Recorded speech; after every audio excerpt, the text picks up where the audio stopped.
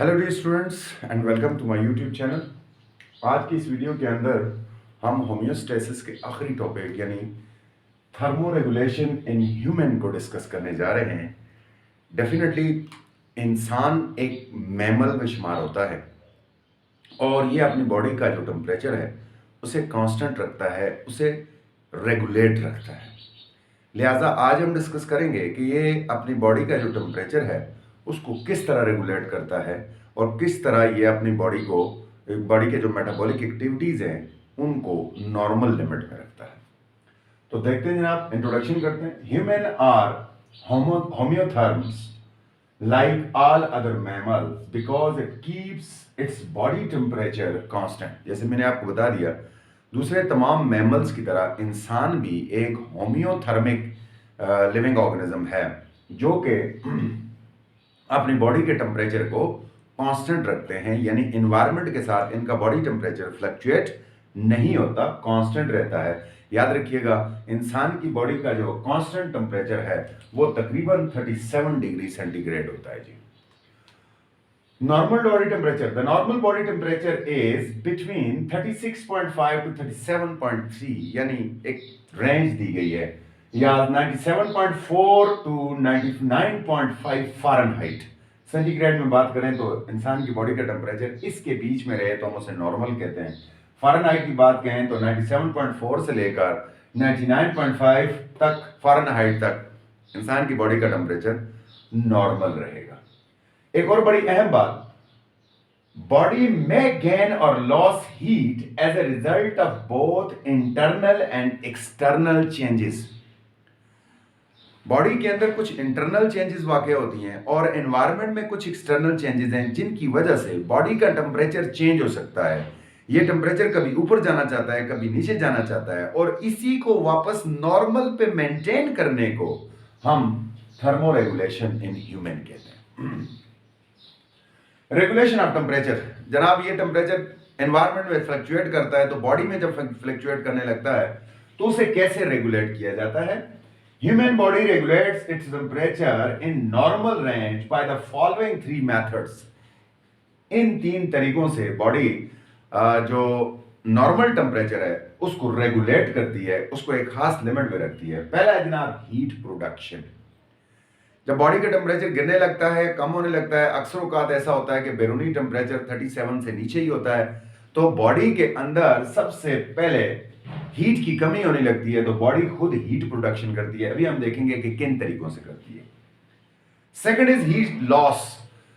Body से हमेशा heat loss होना चाहती है और कभी कभार इसे हीट लॉस करने की जरूरत भी पेश आती है।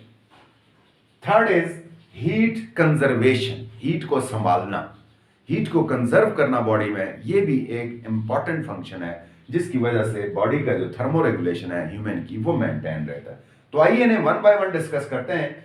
Heat production, human have high metabolic rate and most of the body heat is produced by cellular respiration, muscular exercises, shivering of the body muscles, and some amount of heat is also absorbed from the surrounding। चार तरीके हो गए जिनसे body heat gain करता है। पहला, metabolic activities, जो भी हम फूड खाते हैं वो अंदर जाकर जलता है और उस जलने के नतीजे में जो हम रिस्पिरेशन करते हैं, सेलुलर रिस्पिरेशन, जो सेल में फूड जलता है उस फूड के जलने से एक हीट प्रोड्यूस होती है। सेकेंडली मस्कुलर एक्सरसाइज, जब हम एक्सरसाइज करते हैं, चलते हैं, भागते दौड़ते हैं, उससे जो है हमारे मसल में बहुत ज्यादा हीट प्रोड्यूस होती है। शिवरिंग, कभी कभार लो टेम्परेचर के अंदर हमारे ब्रेन से मसल्स को खास किस्म के रेगुलर पल्स जनरेट होते हैं जिससे जो हमारे स्केलेटल मसल हैं यानी वॉलेंट्री मसल हैं वो खुद कॉन्ट्रैक्ट और रिलैक्स हो रहे होते हैं, हम काम रहते हैं। इस तरह से ये शिवरिंग जो है ये भी असल में बॉडी का एक रिस्पॉन्ड होता है कि बॉडी का टेम्परेचर लो हो रहा है, उसे हाई करने के लिए हीट की प्रोडक्शन कर रही होती है। और कुछ अमाउंट, अगर बाहर का एनवायरनमेंट 37 डिग्री सेंटीग्रेड से ऊपर है टेम्परेचर, तो कुछ अमाउंट जो है वो हम बाहर से भी एब्जॉर्ब कर लेते हैं। इसी तरह से भले बाहर का टेम्परेचर कम हो, लेकिन जब हम धूप में बैठते हैं तो कुछ ना कुछ सूरज की रोशनी जो हमारी बॉडी पर पड़ती है वहां से भी स्किन में कुछ ना कुछ जो हमारी हीट है वो एब्जॉर्ब हो रही होती है और इस तरह हीट प्रोडक्शन बॉडी के अंदर पूरा हो जाता है। सेकंड नंबर पर जनाब हीट लॉस। हीट लॉस कैसे होता है? Heat is loss from the human body by 3 methods. अब जिस तरह से हीट गेन था 4 तरीकों से, इस तरह से 3 तरीकों से बॉडी से हीट लॉस भी होता है। पहला तरीका है रेडिएशन, डायरेक्टली हमारी स्किन से समझ लें रेडिएशन की सूरत में, रेडियो एक्टिव मैग्नेट्स की सूरत में, यानी रेज की सूरत में हमारी बॉडी से हीट लॉस होती है डायरेक्टली एनवायरनमेंट में बगैर किसी कांटेक्ट के, यानी loss of heat without contact. हम किसी चीज के साथ टच ना भी हो तब भी हमारी बॉडी से बहुत सारी हीट जो है वो रेडिएशन की सूरत में एनवायरनमेंट में लॉस होती रहती है। सेकंड है कन्वेक्शन। कन्वेक्शन होता है loss of heat by air and liquid form from the body. हमारी बॉडी के ऊपर से एयर टच होती है, जैसी टच होती है तो बहुत सारी जो हमारी बॉडी के साथ लिक्विड होते हैं या हमारी बॉडी के साथ जो हीट होती है बैरूनी सेलों के अंदर स्किन में, वो एवेपोरेट हो जाती है, वो वहां से चली जाती है, वो लॉस हो जाती है। इस तरह से भी। और आखिरी है एवेपोरेशन। खासतौर पर स्वेटिंग जब हम करते हैं या हम जो रेस्पिरेशन करते हैं, इसमें बहुत सारे वाटर वेपर्स बाहर निकलते हैं और वो वाटर वेपर गर्म होते हैं, उनके साथ हीट होती है, वो हीट बॉडी से लॉस हो जाती है। इस तरह से जो हमारी बॉडी है उसमें से 3 तरीकों से हीट जो है वो लॉस हो जाता है। अब सबसे बड़ा मसला जो है वो है हीट कंजर्वेशन। हम हीट को कंजर्व कैसे करते हैं, अपनी बॉडी में हीट को बराबर किस तरह से रखते हैं? So heat conservation in the body is by following methods. हम अपनी बॉडी के अंदर इन मेथड से हीट को कंजर्व करते हैं। कौन कौन से? ना, पहला है वेजो कंस्ट्रक्शन। ये बड़ी अहम बात है, इसे आपने समझना है। हमारी जो स्किन है, सबसे मेन रोल बॉडी के अंदर थर्मो रेगुलेशन में स्किन का होता है। थोड़ा स्किन का स्ट्रक्चर समझ लेते हैं। स्किन के अंदर 3 तह होती हैं। सबसे बैरूनी तह को कहते हैं इपिडर्मस, उसके बाद दरमियानी तह को कहते हैं डर्मस लेयर, और आखिरी होती है जनाब हाइपोडर्मस। इपिडर्मस की बात करें तो ये इपिथेलियन सेलों से बनी होती है जिनके बीच में गैप तकरीबन बिल्कुल ना होने के बराबर होता है। वो बिल्कुल सील होते हैं और ज्यादातर वो जो है हीट को बाहर लॉस होने से रोकते हैं।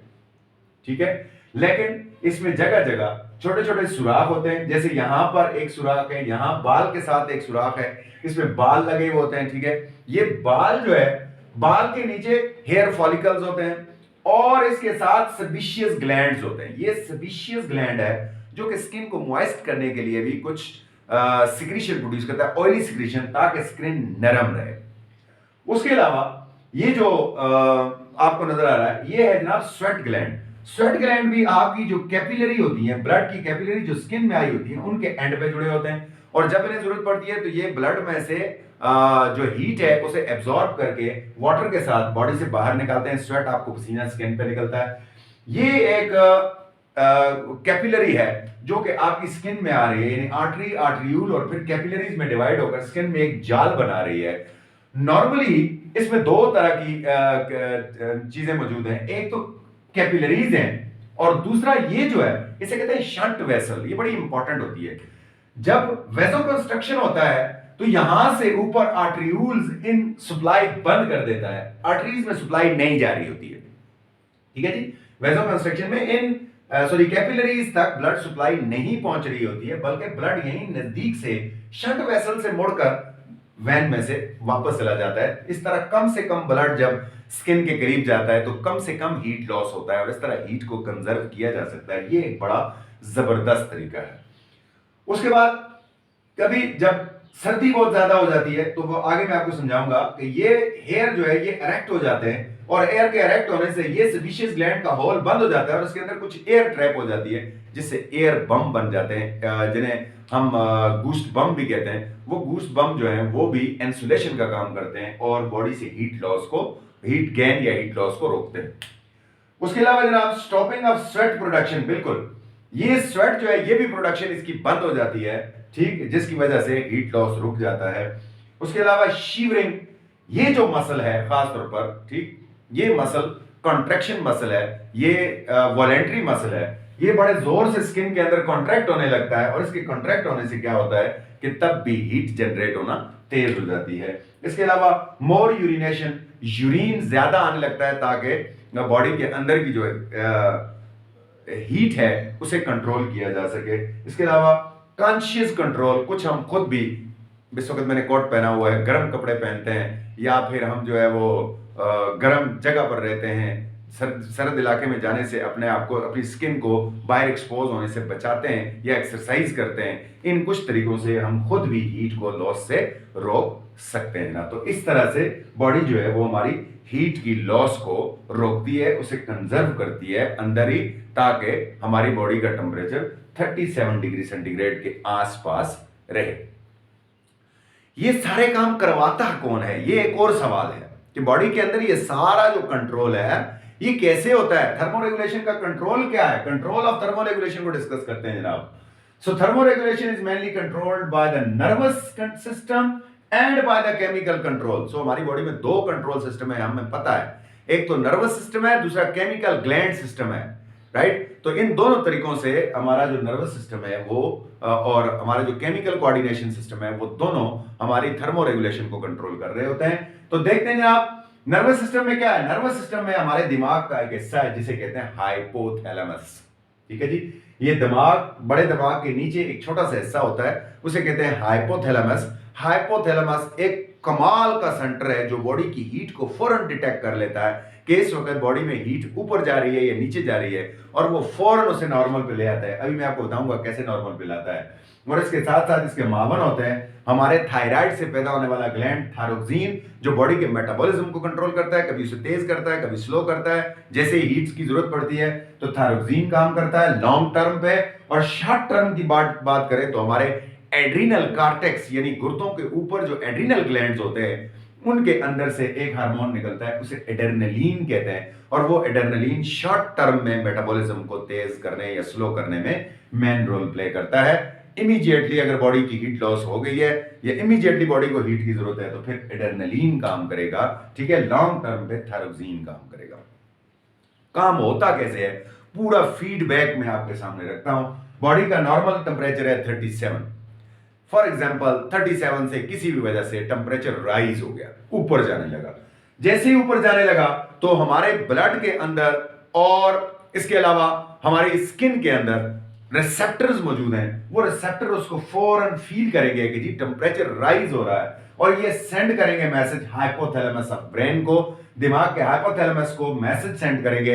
हाइपोथैलेमस फौरन इफेक्टर को सेंड करेगा, स्किन को सेंड करेगा और ग्लैंड्स को सेंड करेगा। ग्लैंड थायरोक्सिन की प्रोडक्शन कम कर देंगे, एड्रेनलिन की प्रोडक्शन कम कर देंगे, और स्किन के साथ वेजोडाइलेशन हो जाएगा। वेजोडाइलेशन क्या है, शंट जो आर्टरी है वो बंद हो जाएगी, शंट आर्टरियूल्स काम छोड़ देगा और ब्लड जो है वो प्रॉपर स्किन में से होके आने लगेगा। कैपिलरीज में जब ब्लड जाएगा यहां पर तो ज्यादा ब्लड लॉस होगा। इसके अलावा ये जो आपके स्वेट ग्लैंड्स है ये कॉन्ट्रैक्ट हो जाएंगे और पसीना बाहर निकलेगा। जब पसीना इवेपोरेट होगा तो उससे आपकी बॉडी का टेम्परेचर काफी डाउन पे आ जाएगा। सेकंड होगा जनाब इंक्रीज स्वेट, मैंने बता दिया, पसीना बढ़ जाएगा। तीसरा हो जाएगा इंक्रीज यूरिनेशन, पेशाब ज्यादा हो जाएगा जिससे ज्यादा हीट पेशाब के जरिए लॉस हो जाएगी। और डिक्रीज मेटाबॉलिज्म, मैंने कहा थायराइड थायरोक्सिन जो है उसको मैसेज मिलेगा कि वो जो थायराइड ग्लैंड है वो थायरोक्सिन कम पैदा करे ताकि हीट को रोका जा सके, हीट को लो किया जा सके। इस तरह से अगर हीट ज्यादा हो जाए तो हाइपोथैलेमस उसे वापस नॉर्मल पे ले आता है। अब दूसरी कंडीशन है भाई, अगर हीट कम हो जाए, अगेन रिसेप्टर से फील करते हैं, हाइपोथैलेमस को सेंड करते हैं, हाइपोथैलेमस उसे इफेक्टर्स को देता है। यहां पे अगेन इफेक्टर्स वही दो चीजें, तीन चीजें हैं। पहली ये हो जाता है जनाब वेसोकंस्ट्रक्शन, जिन्हें मैंने आपको बता दिया, शंट आर्टरीज खुल जाती है और बाहर की तरफ स्किन की तरफ जो ब्लड की सप्लाई है वो कम से कम हो जाती है, जिस ब्लड स्किन में जाने से पहले ही मुड़ जाता है, जिससे जो है वो क्या हो जाता है, स्किन के अंदर ब्लड की सप्लाई कम होने से बॉडी का टेम्परेचर जो है वो राइज होने लगता है, वो ज्यादा हीट जाया नहीं होती। सेकंड नंबर पर जनाब रिड्यूस स्वेटिंग, स्वेटिंग रिड्यूस हो जाती है। इंक्रीज थायरोक्सिन प्रोडक्शन, थायरोक्सिन की प्रोडक्शन बढ़ जाती है और मेटाबॉलिज्म तेज हो जाता है तो हीट प्रोडक्शन ज्यादा हो जाती है। डिक्रीज यूरिनेशन, यूरिन कम प्रोड्यूस होता है एंड प्रोड्यूस शिवरिंग, और इसके साथ साथ जो ये वाले कॉन्ट्रैक्शन मसल मैंने आपको बताया स्किन में, ये शिवरिंग प्रोड्यूस करना शुरू कर देते हैं और यूं बॉडी टेम्परेचर को वापस राइज करके शिवरिंग से, मेटाबॉलिज्म तेज करने से, वेसो कंस्ट्रक्शन से बॉडी की हीट को दोबारा नॉर्मल पे ले आते हैं। इस तरह हमारी बॉडी के अंदर जो है वो जो थर्मोरेगुलेशन है, हीट का कंट्रोल है, वो बड़े प्रॉपर तरीके से सरअंजाम देता है। आई होप आपके लिए फायदेमंद साबित होगा। इजाज़त दीजिए, अल्लाह हाफ़िज़।